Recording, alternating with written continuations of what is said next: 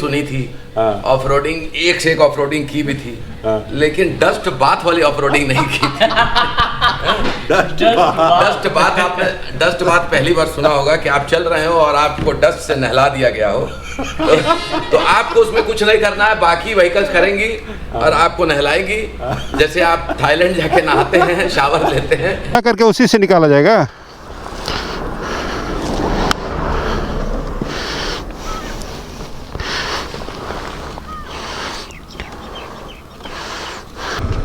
यहाँ कौन सी गाड़ी चढ़ती है भाई।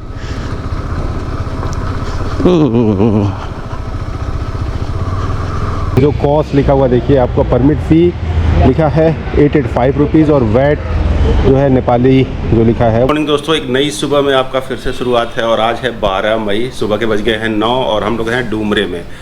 प्लान था कि सुबह 7 बजे से निकलेंगे, लेकिन ऐसा कुछ हो नहीं पाया, 9 बज गए धीरे धीरे, क्योंकि कल वाले दिन में हम लोग बहुत ज़्यादा थक गए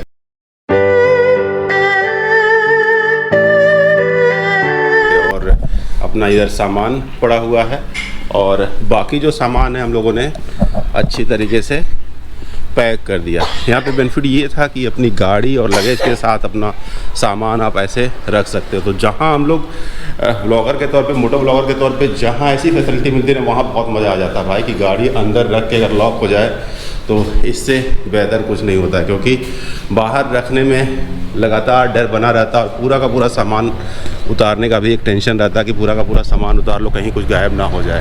तो अभी कुछ चाय नाश्ता ब्रेकफास्ट ये सब करते हैं, इसमें भी आधे घंटे जाएंगे, तो 9:30 बजे जो है हम लोग डूमरे से निकलेंगे मनांग के लिए। कितना डिस्टेंस कवर कर पाएंगे पता नहीं, देखते हैं कितना कवर कर पाते हैं। और ये अभी यहाँ पे इतना सारा कंस्ट्रक्शन हो रहा है, पूरे अभी तक जितना हम लोग सफ़र तय किए सोनौली बॉर्डर से एंट्री करने के बाद, जितना सफ़र तय किए सब इसी तरह से रहा, धूल भरा ही रहा। और हम लोग रुके हैं होटल न्यू स्टार, ठीक ठाक फैसिलिटी है, थोड़ा सा कॉस्टली है, लेकिन हम लोग को बजट में पड़ गया। फ्रेश फील हो रहा है, बहुत शानदार, मज़ा आ गया श्याम जी। जैसा कल थकान थी वैसा ही आज की सुबह बहुत ऊर्जा भरी है, इनर्जाइज फील कर रहे हैं हम, बिल्कुल फ्रेश। हाँ बिल्कुल फ्रेशनेस है और आगे की यात्रा के लिए बस मन में उतावलापन मचा हुआ है। और हम लोग के साथ है अपने नेपाल के फ्रेंड, जो रात में डिनर में भी हम लोग का साथ दिए थे पूरा का पूरा और पूरी कहानी नेपाल की बताई थी। मिलते हैं इसे भी, सुजन तिमल सिन्हा नेपाल से। कैसे है सर? बहुत बढ़िया। देखिए ऐसा है, ऑफ रोडिंग सुनी थी, ऑफ रोडिंग एक से एक ऑफ रोडिंग की भी थी, लेकिन डस्ट बाथ वाली ऑफ रोडिंग नहीं की थी। डस्ट बाथ पहली बार सुना होगा कि आप चल रहे हो और आपको डस्ट से नहला दिया गया हो, तो आपको उसमें कुछ नहीं करना है, बाकी व्हीकल्स करेंगी और आपको नहलाएंगी, जैसे आप थाईलैंड जाके नहाते हैं, शावर लेते हैं, वैसे यहाँ पे आपको ऑफ रोडिंग में बाकी लोग नहलाते रहेंगे, धूल मिट्टी से आप नहाते रहिए। तो वो किला फतेह हो गया, कम से कम उससे बचेंगे। ऑफ रोडिंग से डर नहीं है, ऑफ रोडिंग से डर नहीं है। ये पॉजिटिव एस्पेक्ट कहीं सोचा नहीं था। राजेश भाई कैसा रहा आपका कल? देखिए यही सब आप लोग सोचते नहीं है, यही दिक्कत है, आप ये सब सोचा करिए। हर चीज में पॉजिटिविटी ढूंढिए। यस, बस बात करने को मिल गया। एक्चुअली राइड तो बहुत इंटरेस्टिंग नहीं थी राइड बहुत आप पहाड़ घूमने आए, आप ना कि धूल फाकने आए हैं, तो ये उल्टा हो रहा था। फ्रेश लेकिन ये हमेशा ऐसा नहीं है, ये बिकॉज ऑफ कंस्ट्रक्शन है। बिल्कुल कंस्ट्रक्शन चल रही है, ये कंस्ट्रक्शन कंप्लीट हो जाएगा तो मोस्ट प्रॉब्ली रोड बहुत अच्छा हो जाएगा, एक्सपीरियंस काफ़ी अच्छा हो जाएगा। It's 10:50 and we are leaving Doomre and approaching to Besi Sahar. Road is good. शुरू के जो 8-10 किलोमीटर हैं वो रोड थोड़ा सा क्या परेशान करेंगे, जैसा यहाँ के लोकलर्स का बोलना है। बाकी रोड जो है वो क्रीम है, तो हमें लग रहा है कि 1.25 घंटे के आसपास का जो है ये रास्ता है बेसी शहर का। और वहाँ पे फिर डॉक्यूमेंटेशन, परमिट जो मनांग का है वो, ये फॉर्मेलिटी हम लोग कंप्लीट करेंगे। द प्राइस इज़ 177 रुपीज़ पर लीटर।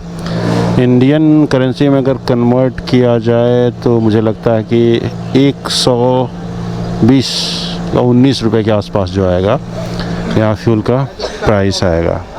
इसको फुल कर दीजिए, कुछ बचा होगा, जितना बचा है फुल कर दीजिए। और पीछे एक बोतल है, उसमें भी डाल दीजिएगा। ये बोतल है? हाँ, अच्छे से टाइट सो करके। ये कौन सी जगह है ये? दनाव। हाँ, दनाव। दनाव। अच्छा, यहाँ से बेसी शहर कितना दूर होगा? इसका हाँ। खोल के रखो। जैसे यहाँ से 32 किलोमीटर आगे। रोड ठीक है। और पेट्रोल पंप रास्ते में है क्या? 2 है और 2 और पेट्रोल पंप है। सो हम लोग डुमरे से निकले तो जो पहला पेट्रोल पंप था वहाँ पे हम लोग फ्यूलिंग कराई, और टैंक फुल कराने के बाद 1 लीटर जो है हम लोग एक बोतल में लेते हैं। कहीं कुछ ऐसा होता है कि पेट्रोल ख़त्म हो जाए तो 20 से 25 किलोमीटर का जो रेंज है वो अपने पास अलग से सेपरेटली रहेगा, तो वो अच्छा रहेगा। कहाँ से निकला है? आगे गाड़ी को आगे चलाइए। एक पीछे टूट के गिरा है ये। एक मिनट एक कॉर्नर पे ही ये टूट के गिरा है।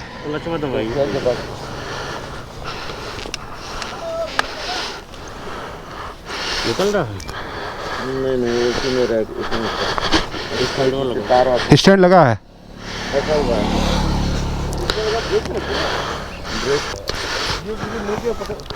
उसका सीधा करके उसी से निकाला जाएगा।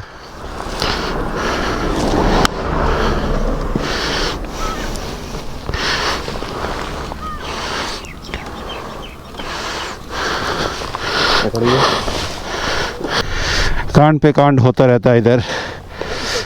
हरिंदर भाई की गाड़ी में जो भंगी कार्ड बंधा था वो किस वजह से, शायद साइलेंसर से जल के टूट गया कि कैसे टूट गया, और वो फिर जाके ब्रेक में जाके फंस गया। हरिंदर भाई के साथ कांड पे कांड हो रहा है। फिर भी मुस्कुरा रहे हैं आप। हम लोग जब एडवेंचर राइड पे निकले तो हम लोग का कंसेंट था ये होना है। तो उसका मजा लेना है। दिए तो मजा लेते रहो।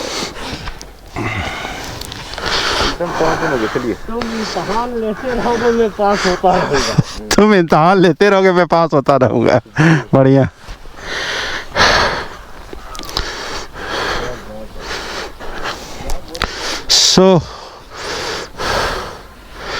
अभी हम लोग बेसी शहर पहुँचने वाले हैं। लगभग यहाँ से 10 किलोमीटर के आसपास का डिस्टेंस होगा। 1 लीटर फ्यूल एक्स्ट्रा जो हम लोगों ने लिया है टैंक फुल कराने के बाद। और धूप भाई बहुत ज़्यादा है। एक चीज़ प्लस पॉइंट है कि अब वो धूल वाला इन्वायरमेंट जो है वो ख़त्म हो गया। अब धूल नहीं है तो अब केवल धूप को फेस करना है। रोड भी थोड़ा सा अच्छा हो गया है। इसलिए भाई जब आप ट्रिप पे निकलो तो भंगी कार्ड हमेशा एक्स्ट्रा लेके चलो, क्योंकि वो कितना काम का है आपको आइडिया भी नहीं है। कुछ भी आपको एक्स्ट्रा सामान अगर लेना पड़ गया इमरजेंसी में, कोई सामान जैसे अभी हम लोग ने फ्यूल लिया है या कुछ भी एक्स्ट्रा सामान आपको लेना पड़ा तो उस लगेज को बांधने के काम आता है। और आपका लगेज भी डिस्टर्ब है तो भी वो बांधने का काम आता है। इवन आपकी गाड़ी में कुछ दिक्कत हो गई, मैंने तो जब सिलीगुड़ी राइड पे मैं था, नॉर्थ सिक्किम वाली राइड पे, तो उस समय बाइक हमारी जो है वो काम करना बंद कर दी थी। तो ऐसे में रोप भी नहीं था अपने पास, तो 2 जो भंगी कार्ड है उनको एक बाइक से दूसरे बाइक में बांध के अब फिर उससे हम लोग 50-60 किलोमीटर जो चलाए, फिर वहाँ पे रोप मिली, फिर उसके बाद जो है वो 60 किलोमीटर उस रोप के बल पे हम लोग टोचन करके गए। जब भंगी घाट से हम लोग टोचन कर रहे थे बाइक, तो वो बहुत टफ था क्योंकि वो रबर है। वो जब वो बाइक वो लेता था तो अचानक मेरी बाइक जो है वो आगे की तरफ जाती थी और बहुत स्लोली 25-30 की स्पीड पर हम लोग आराम से उसको ले गए थे। लेकिन इमरजेंसी सिचुएशन में उसने काम तो किया, आपकी बाइक को आगे तो ले गया वो। तो ऐसे एडवर्स कंडीशन में भंगी घाट बहुत काम करता है। तो अवेयर कि आप हमेशा उसको एक्स्ट्रा ही लेके चलो। इस बाइक की जो थंडरबर्ड है ये ट्यूब्ड है, बाकी हम तीनों लोग की बाइक जो है वो ट्यूबलेस है। तो हम लोग जब राइड पे निकल रहे थे तो सबसे बड़ा हम लोग का ये टेंशन था कि आपका ही एक बाइक है जो परेशान कर सकता है, और परेशान करेगा तो फिर बहुत दिक्कत हो जाएगी, क्योंकि इसको पंक्चर हुआ तो बनाने में बहुत समय लगता है। लेकिन अच्छा रहा कि इनकी बाइक अभी तक बिल्कुल परेशान नहीं की है। हरिंदर भाई की बाइक जो सबसे एडवांस बाइक KTM है वो ही परेशान कर रही है बार बार। ज़्यादा इलेक्ट्रॉनिक के साथ, ज़्यादा फीचर के साथ जो है, अगर आप एडवेंचर वाली राइड कर रहे हो तो कुछ ना कुछ इशू जो है वो आपको फेस तो करना पड़ेगा।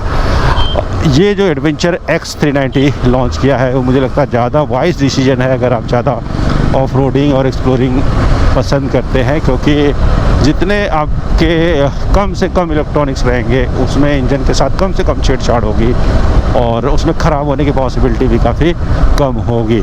जैसे आपका जो डिस्प्ले है ये वाली, ये काफ़ी चमकीली डिस्प्ले है। ये दिन में तो परेशान नहीं कर रही, लेकिन रात में आपको इरिटेट करती है डिस्प्ले।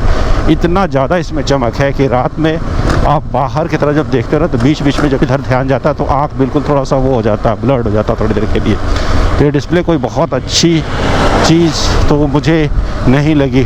तो अगर इस डिस्प्ले को नॉर्मल वाला 250 वाला डिस्प्ले वहाँ पे लगा देते हैं तो आपके कोई प्रॉब्लम नहीं आएगी है। बाकी थोड़ा सा आपको अच्छा लगे तो उसकी बात अलग है। दूसरा और भी कुछ उसमें फ़ीचर कम किए हैं तो वो सब फीचर के बिना भी आप बहुत अच्छी राइड कर सकते हो, और एडवेंचर कंडीशन में थोड़ी सी कमी फीचर है तो ज़्यादा बेहतर है। यहाँ पे जो है वन वे है, इसकी वजह से आगे एक साइड की गाड़ियाँ निकाल दी जा रही हैं, उसके बाद दूसरे साइड की गाड़ियाँ जो हैं वो निकाल दी जा रही हैं।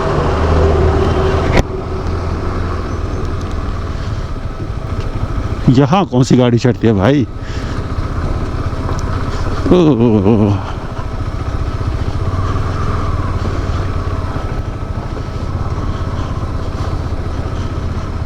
सो हम लोग हैं अभी बेसी शहर में, और हमारे पीछे जो है ये प्राइवेट वाला जो परमिट ऑफिस है यहाँ पे वो है। यहाँ से आप ACA में जब एंट्री कर रहे हैं, अन्नपूर्णा कंजर्वेशन एरिया में जब आप एंट्री कर रहे हैं तो सिंगल एंट्री का आपको 1000 नेपाली में चार्ज देना होगा। सिंगल एंट्री मतलब आप एक बार एंट्री किए, आप 2 दिन रहो या फिर 1 महीने रहो, आपको उतना चार्ज देना पड़ेगा। वो चार्ज देके आप एंट्री कर सकते हो। जब बाहर आएंगे तो वो उसकी वैलिडिटी ख़त्म हो जाएगी। मतलब अगर दूसरे रास्ते से, क्योंकि हम लोग प्लान कर रहे थे कि मुक्तिनाथ जाएंगे तो पोखरा होते हुए फिर मुक्तिनाथ में जाएंगे, दोनों लोग और जोमसम का एरिया है, लेकिन आप एक बार इस एरिया से जब बाहर निकल जाओगे तो वो परमिट वैलिड नहीं हुआ, तो फिर से आपको वहाँ पे परमिट बनवाना पड़ेगा। अगर जो सार्क कंट्री हैं उनका जो एंट्री फ़ीस है, परमिट का जो फ़ीस है वो 1000 रुपीज़ है, और जो बाकी कंट्रियाँ हैं उनकी जो परमिट चार्ज है वो 3000 नेपाली रुपीज़ है। तो ये एक बेनिफिट है। चलो अपना इंडियन होने से 2000 रुपये जो नेपाल में घूमने का वो बचा। अगर बात करें डॉक्यूमेंट क्या क्या चाहिए तो उनका एक फॉर्म है वो फिल कर सकते हैं। जितने मेंबर हैं एक ही फॉर्म पे आप फिल कर सकते हैं, अपना नाम और डेट ऑफ बर्थ, और एक फ़ोटो ज़रूर लाइएगा। एक फ़ोटो आपको यहाँ पे लगाना होगा और 1000 रुपये आपको चार्ज देना होगा। आप यहाँ की जो गवर्नमेंट परमिट ऑफिस है वहाँ जाएंगे तो भी आपको 1000 फिक्स चार्ज है, या प्राइवेट में ये जो परमिट ऑफिस बने हैं वहाँ पे जाएंगे तब भी आपका जो 1000 चार्ज है वो फिक्स है। Our permit national trust for nature conservation entry permit entry fee receipt Annapurna conservation area project. इस पर जो कॉस्ट लिखा हुआ देखिए, आपका परमिट फ़ी लिखा है 885 रुपीज़, और वैट जो है नेपाली जो लिखा है वो 115, टोटल अमाउंट 1000 रुपीज़। तो ये आपका परमिट है, इसको हिफाजत से रखना पड़ेगा।